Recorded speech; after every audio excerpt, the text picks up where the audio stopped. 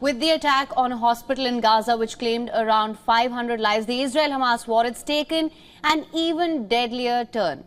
Here's a quick recap of the major events so far. Hamas fired thousands of rockets on Israel in an early hour surprise attack that took the Jewish state off guard.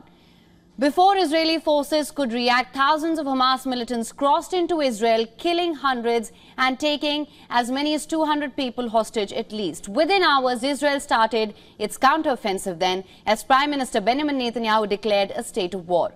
The Israeli forces continued to fight over 1,000 Hamas infiltrators who barged into the Israeli territory as its air force started carrying out relentless attacks on the Gaza Strip. Countries like India and the United States immediately came forward in Israel's support. The United States even dispatched a carrier strike force in the region. As more and more cities were freed of Hamas terrorists, Israel started looking at a full-blown ground offensive in Gaza. Tel Aviv called up over 300,000 reservists for this task and started amassing them all along the military infrastructure near the Gaza fence. A total siege of the Gaza Strip was also ordered by Israel, which decided to cut off 2.3 million residents of food, water and fuel in order to build maximum pressure on Hamas before a ground offensive. A humanitarian crisis immediately started brewing up in Gaza. Hundreds of thousands of people scrambled for the dwindling essential supplies. Soon, the only power station on the Gaza Strip ran out of fuel, plunging the region into complete darkness. UN Secretary of State Antony Blinken visited Israel around this time in a show of support for the Jewish state. Blinken announced his visit almost immediately after Israel began its counteroffensive in Gaza earlier that week. On Ground Zero, as preparation for a ground offensive gathered momentum, Israel ordered the 1.1 million residents of northern Gaza to move to the south.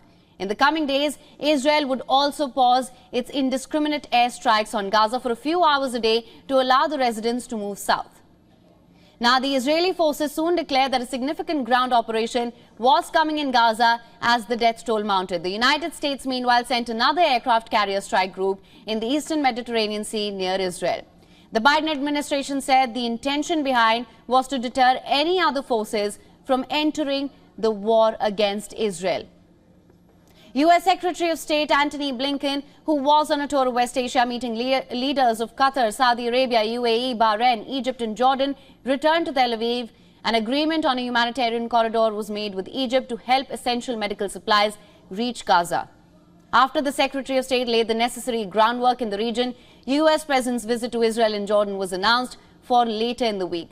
Hours before President Biden was about to leave for Tel Aviv, a hospital was bombed in Gaza, which killed hundreds of people. Both Hamas and the Israeli Defense Forces have blamed each other for the attack that has drawn global condemnation.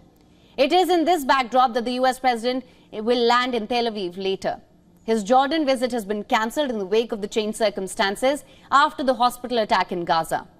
Those are all the updates that we have till now.